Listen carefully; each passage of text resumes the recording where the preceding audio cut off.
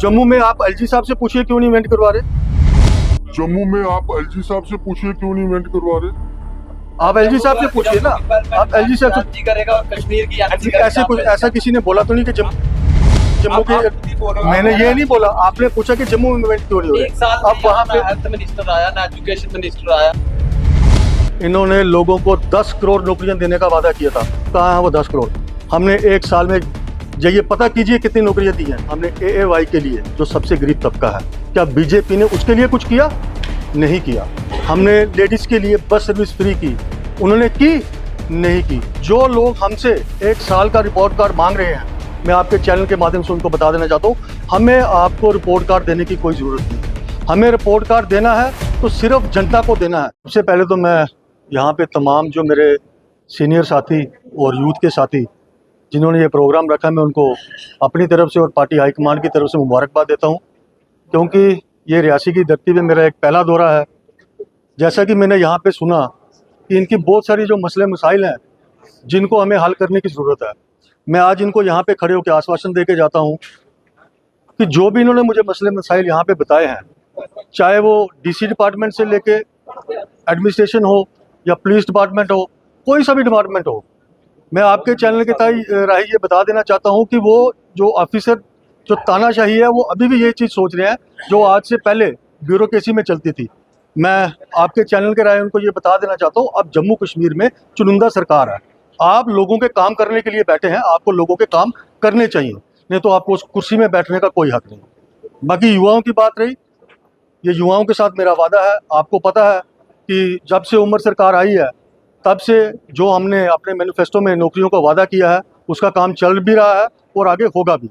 अभी हमें आए हुए 1 साल हुआ है, हम 1 साल पे हमने जो करना था किया, पर ऊपर वाले की जो मर्जी थी उसको हम रोक नहीं सके। पहले कश्मीर में अटैक, फिर हिंदुस्तान पाकिस्तान जंग, फिर हमारी बदकिस्मती, फिर उसके बाद इतना फ्लड आ गया।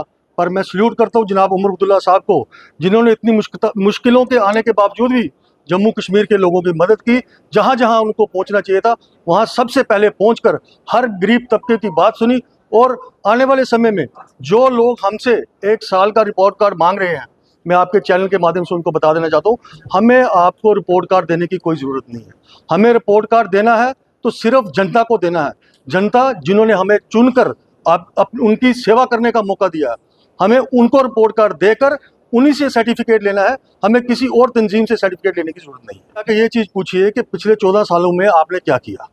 हमें तो अभी आए हुए 1 साल हुआ है, हमने 1 साल में क्या किया, जिसमें मैंने आपको बताया कि हम पे आफत की बात टूटी हुई थी, चाहे वो अटैक से लेके जंग से लेके कुछ भी हो, पर उसके बावजूद भी हमने एएवाई के लिए जो सबसे गरीब तबका है, क्या बीजेपी ने उसके लिए कुछ किया? नहीं किया। हमने लेडीज़ के लिए बस सर्विस फ्री की, उन्होंने की? नहीं की। हमने 50 से 75 हज़ार जो हमारी जो बहनाएं हैं उनका मैरिज का जो उनको एक्स्ट्रा कर दिया।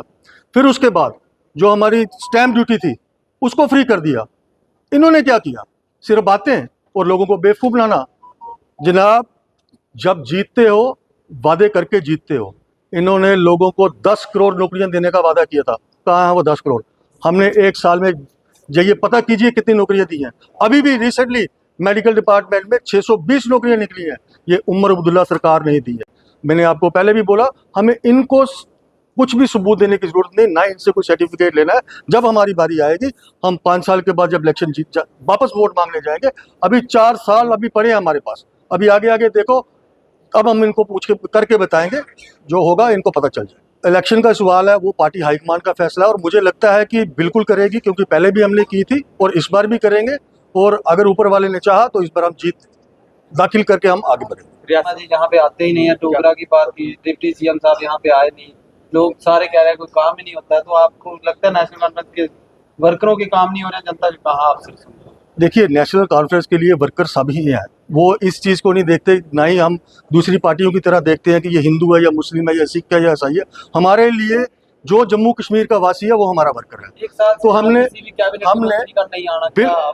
देखिए, मैंने आपको पहले ही बताया कि हमारे पास टोटल मिनिस्टर ही कितने हैं और उनके पास डिपार्टमेंट इतने हैं, और पिछले 6 महीने में आपको गिना के बता सकता हूँ जो हमारे पे आफतकाल हाल पड़ी है। पर ये मैं आपके साथ वादा कर जाता हूँ, गुलमर्ग जा रहे हैं आप, हर रोज गुलमर्ग घूमने के लिए जा नहीं रहे हैं, वो काम करने के लिए जा रहे हैं। इनॉग्रेशन कर रहे हैं देखो इवेंट्स भी तो करने जरूरी है, टूरिज्म आएगा तो जम्मू कश्मीर चलेगा ना आगे।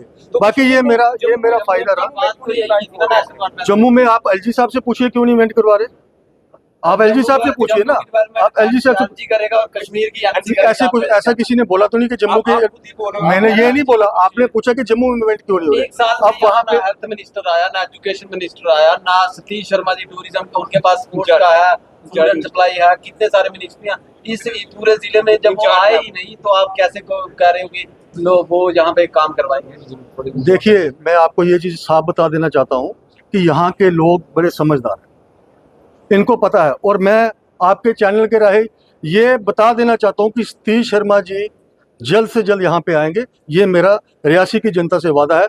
और चंद दिनों के अंदर अंदर मैं खुद उनको यहाँ पे लेके आऊंगा, और तब आप ये सवाल आके फिर से मुझे पूछना, फिर मैं आपको इसका जवाब दूंगा।